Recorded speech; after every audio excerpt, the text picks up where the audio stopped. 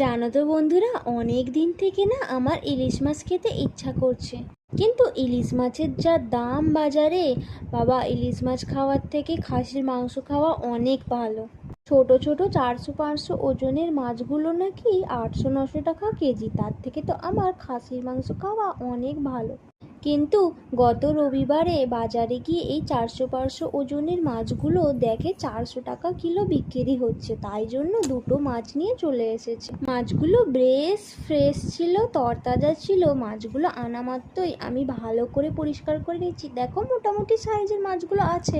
আর সব সময় মাছ তো কেটেই আনে, কিন্তু রবিবারে প্রচণ্ড ভিড় ছিল বাজারে, তাই মাছগুলোকে গোটা গোটাই এনেছে। আমি ছুরির পিছন দিয়ে আঁশগুলো ভালো করে পরিষ্কার করে ছাড়িয়ে নিচ্ছি। তারপরে মাছগুলোকে পিস পিস করে কেটে নেব। যেহেতু আজকে রবিবার, রবিবারে তো মাছ হয় না, মাংস হয়, ওই জন্য মাছগুলো সোমবারের জন্য রেখে দেব। কালকে মাছগুলো সর্ষে দিয়ে ঝাল করব। এরকম সিজনে কে কে ইলিশ